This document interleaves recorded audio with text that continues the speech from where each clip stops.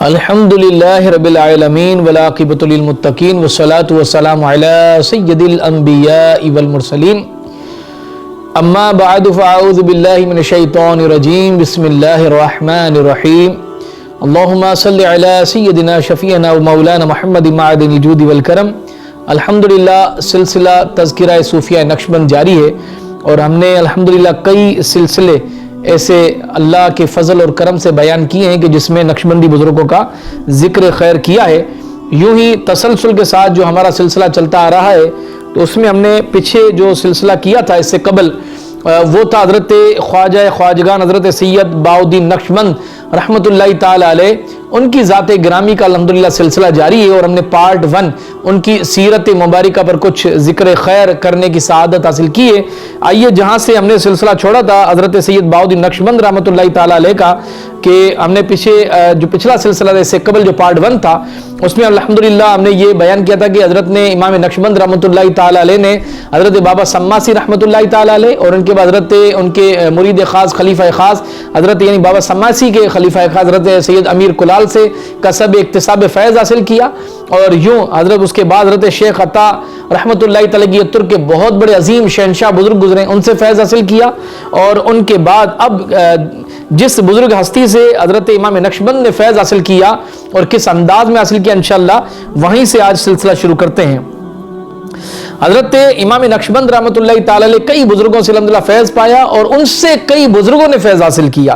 یوں ہی حضرت خواجہ عبدالخالق غجدوانی، اس کا بھی ذکر خیر الحمدللہ ہم نے پچھلے سلسلوں میں کیا ہے۔ آپ یوٹیوب چینل سید جنید شاہ جیلانی میں جب دیکھیں گے تو اس میں بہت سارے الحمدللہ بزرگان نقشبند کا ذکر خیر ملے گا، جس میں حضرت سید خواجہ عبدالخالق غجدوانی رحمۃ اللہ تعالی علیہ کی ذات گرامی کا جو سلسلہ کیا اس میں آپ اس پر جا کر تفصیل دیکھ سکتے ہیں۔ یہ عظیم بزرگ تھے، تو امام نقشبند سے ان سے بھی اکتساب فیض حاصل کیا۔ آپ یعنی حضرت خواجہ عبدالخالق غجدوانی رحمۃ اللہ تعالی علیہ کی ذات گرامی، آپ اولیاء کرام اور صوفیاء عظام کی بافیض صحبت و تصور روحانیت کے باطنی علوم اور تربیت سلوک حاصل کرتے رہے۔ حضرت امام نقشبند نے ان سے بھی حاصل کیا تھا۔ اس کے بعد ولایت و ہدایت کے مہر منیر شیخ کامل حضرت خواجہ عبدالخالق غجدوانی رحمۃ اللہ تعالی علیہ کی بارگاہ سے بھی تصوف و روحانیت کے اسرار و دقائق کی تربیت حاصل کی۔ آپ بچپن ہی سے باطنی و روحانی علوم و معارف کی طرف مائل ہونے کی وجہ سے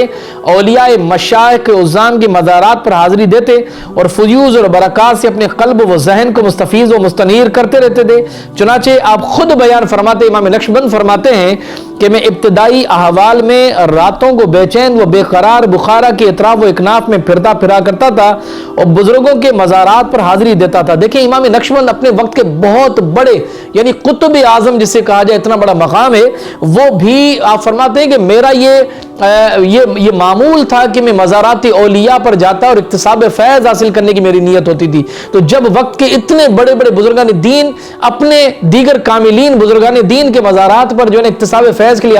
حاضری دیا کرتے تھے، تو اللہ تبارک و تعالیٰ ان کے نقش قدم پر چلتے ہوئے ہمیں بھی اولیاء کاملین کے مزارات پر باادب حاضری دیکھ کر اکتساب فیض حاصل کرنے کی توفیق عطا فرمائے۔ تو آپ فرماتے ہیں کہ ایک رات میں 3 مقدس مزاروں پر گیا کہ جس مزار پر جاتا ایک چراغ ٹمٹماتا نظر آتا۔ چراغ میں پورا تیل اور فتیلہ ہوتا، یعنی وہ جو کپاس کی جو تلے ہوتی ہے وہ بھی مکمل تھی اور تیل بھی بھرا ہوا تھا، لیکن پھر بھی جو چراغ تھا گویا کہ جیسے ہوا میں ٹمٹماتا ہے اس طرح سے وہ ٹمٹما رہا تھا۔ تو لیکن بتی یعنی فتیلہ کو صرف تھوڑا سا آگے کرنے کی ضرورت تھی، یوں محسوس ہوا تاکہ صحیح سے جلے اور ٹمٹمائے نہ۔ شروع شب میں حضرت خواجہ محمد واسع کے مزار پر پہنچا، وہاں ارشاد ہوا کہ حضرت خواجہ محمود انجیر فغنوی کے مزار پر جانا چاہیے۔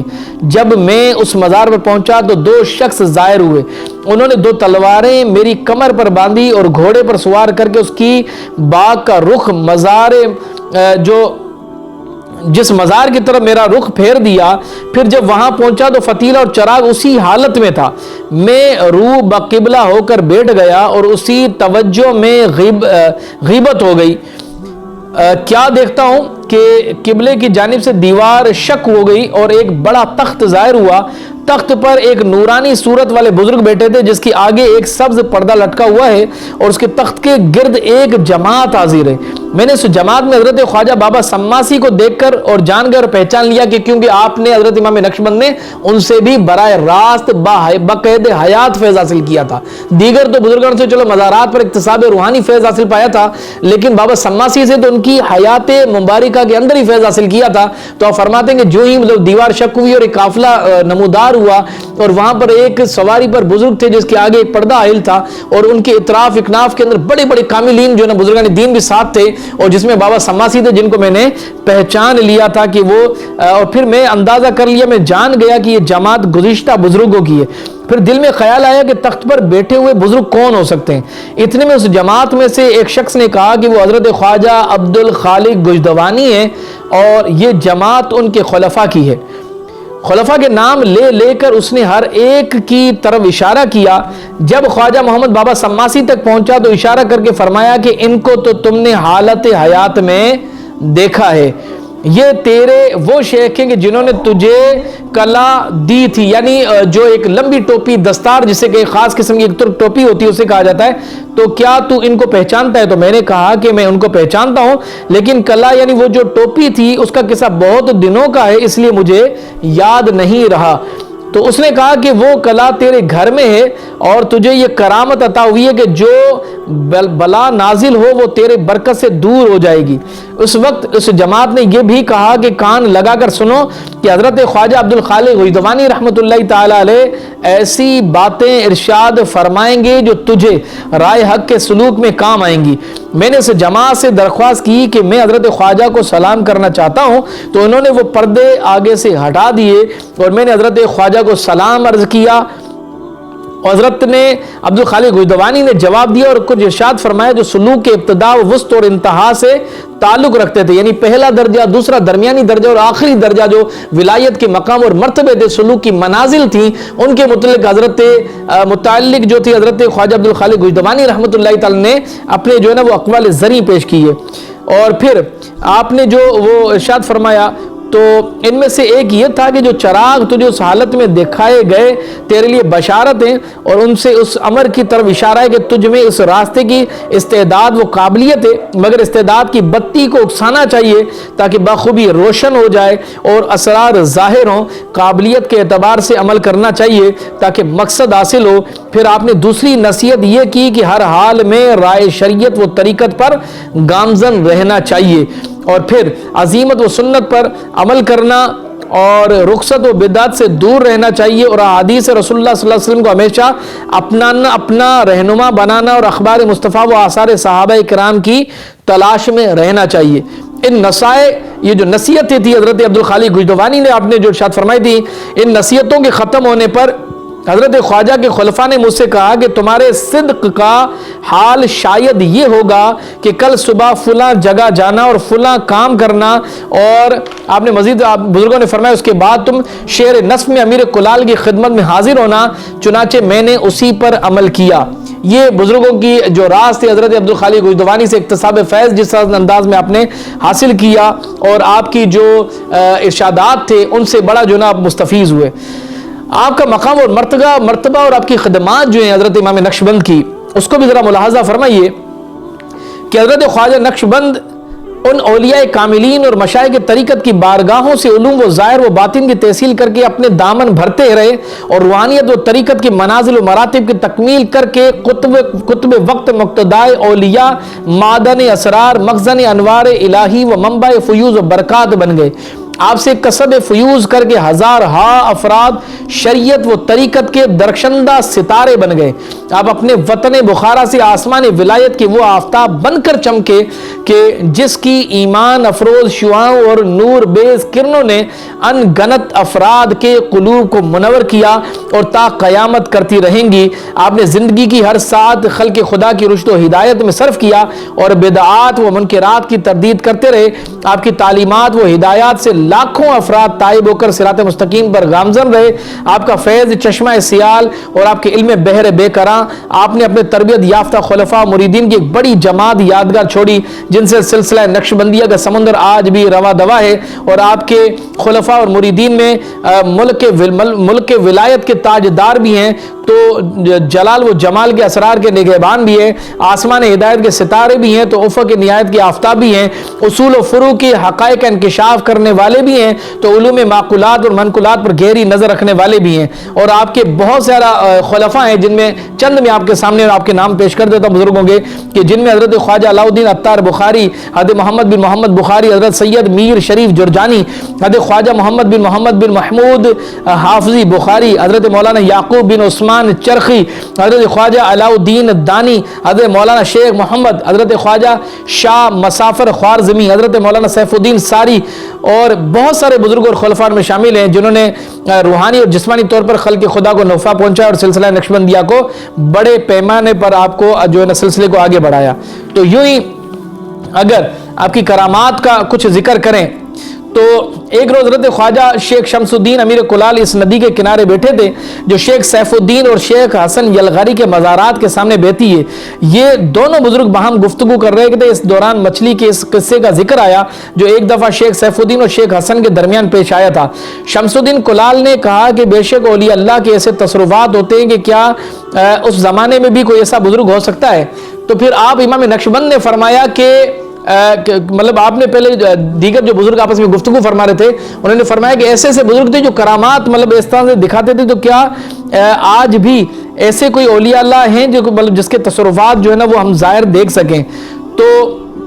हज़रत ख्वाजा ने फरमाया मैं ये नहीं जानता, बल्कि ऐसे बुजुर्ग भी हुए हैं कि अगर इस नदी की तरफ इशारा कर दें कि उल्टी बहे तो उल्टी बहने लगेगी। इमाम नक्शबंद की ज़ुबान नाज से फ़कत ये कहना था कि ऐसे बुजुर्ग भी इस दौर में हैं कि जो इस नदी के बहाव के बहने को अगर उल्टा करना चाहें तो वो उल्टा बहना शुरू हो जाएगी। इतना कहना था कि आपकी करामत का ज़हूर हो गया, वो जो नहर बह रही थी वो उल्टी नदी जो ना बहने लग गई। फिर आपने इमाम नक्शबंद ने फरमाया कि मैं तुझे नहीं कहता कि तू उल्टा बहे, और फिर उसी वक्त वो नदी दोबारा हस्बे मामूल जिस तरह से बह रही थी उस अंदाज में बहने लगी। ये भी आपकी करामत है। हज़रत ख्वाजा एक बार अजबूत में दुर्वेश साग के मकाम पर खाना तैयार कर रहे थे, तनूर में आग शोला जन थी। इसी हालत में आपने अपना दस्ते अकदस तनूर में डाल दिया और कुछ देर तक रखा, उसके बाद निकाला। इनायत इलाही से दस्ते मुबारक का एक बाल तक ना जला था। इमाम नक्शबंद की बेशुमार करामात हैं, अगर जिक्र करने जाएं तो वाकई वक्त जो है ना इजाजत नहीं देता। एक और भी आपके सामने अर्ज कर दूं कि हजरत ख्वाजा कसरे आरिफा में थे और शेख शादी उजबूत से आए थे और एक कसूर के सरजद होने के सबब उज़र ख्वाही करते थे। ख्वाजा ने फरमाया कि नजराना चाहिए, तो उस बुजुर्ग ने फरमाया कि नजराना एक बेल लाता हूं। तो आपने फरमाया बेल नहीं चाहिए, बल्कि मुझे ख्वाजा ने फरमाया कि नजराने में बेल कबूल नहीं, 48 दीनार उदली जो उजबूत में तुमने मुद्दत से दीवार के सोराग में छुपाया है और धुएं ने वो जगह सियाह कर दी है, नजराने में लाना चाहें तो वो लाए। ये सुनकर शेख शादी का हाल ऐसा महव हो गया और ऐसे मतलब वो मुताज्जुब हो गए कि इसके लिए सोराख में छुपाने के वक्त किसी ने उसको ना देखा था, इतला ही ना थी। तो वो जल्दी से अजबूत गए और वो 48 जो दीनार थे हजरत की खिदमत में पेश कर दिए और हजरत इमाम नक्शबंद ने उस 48 में से एक दीनार फरमाया कि ये हलाल का नहीं है और जायज़ नहीं है, और उस पर आप जो है ना तौबा फरमाए और आपने इरशाद फरमाया कि इन 47 दीनारों से एक बेल खरीद कर खेती कर और बंदगाने खुदा की खिदमत कर। इसके बाद शेख शादी से इस एक दीनार का हाल दरियाफ्त किया गया, तो इन्होंने कहा कि हजरत ख्वाजा का मुरीद बनने से पहले मैं एक मुद्दत तक कुमारबाजी करता रहा और वो दीमार कुमार से हासिल हुआ था। और इसी तरह से मौलाना आरिफ की सैयद अमीर कुलाल रहमतुल्लाह के बड़े साहिबजादे अमीर बुरहानुद्दीन का बयान है कि एक रोज़ हज़रत ख्वाजा सोखार में हमारे मकान में थे, तो मैंने अर्ज़ की कि क्या मुझे मौलाना आरिफ की ज़ियारत का इश्तियाक है, वो इस वक्त नस्ब में हैं। तो हज़रत इमाम नक्शबंद हज़रत अमीर कुलाल के साहिबजादे ने किसी बुजुर्ग का कहा कि भाई क्या वो इस वक्त वो बहुत दूर थे, अब यानी 2-4 इलाका दूर थे, तो फरमाया वो आ सकते हैं। तो आप हज़रत इमाम नक्शबंद घर की छत पर गए और उन्हें बुलाया कि हज़रत बुला रहे हैं, यानी अमीर कुलाल के साहिबजादे बुला रहे हैं। वो आवाज़ वहाँ तक पहुँची پہنچی اور اس بزرگ نے سفر کیا. کئی دن کے بعد جب پہنچے تو فرمایا کہ میں کسی درویشوں کی محفل میں تھا اور حضرت امام نقشبند کی آواز میرے کانوں میں آئی کہ حضرت امیر کلال کے صاحبزادے بلا رہے, میں اسی وقت فوراً نکل آیا. تو یہ آپ کی مطلب بے شمار کرامات ہیں, جس میں سے ایک یہ بھی ہے کہ ایک شخص رات کی تاریک میں اپنے محبوب کے ساتھ بوس و کنار میں مصروف رہا اور صبح ہوئی تو آپ کی خدمت میں حاضر ہو کر درویشوں کی صحبت کا شوق ظاہر کرنے لگا. آپ نے غضبناک ہو کر فرمایا کہ رات بھر تو معاصی میں یعنی گناہوں میں مبتلا رہے اور ہمارے پاس پارسائی کا شوق ظاہر کرتے ہو. وہ اپنی حرکتوں پر نادم ہو اور ہمیشہ کے لیے اپنی بدعمالیوں سے تائب ہو گیا اور حضرت کے قدموں میں جو ہے نا ہمیشہ رہنے لگا. حضرت کے بے شمار جو ہے نا وہ ارشادات قدسیاں ہیں, لیکن بہرحال ہمیں وقت اجازت نہیں دیتا. اللہ تبارک و تعالی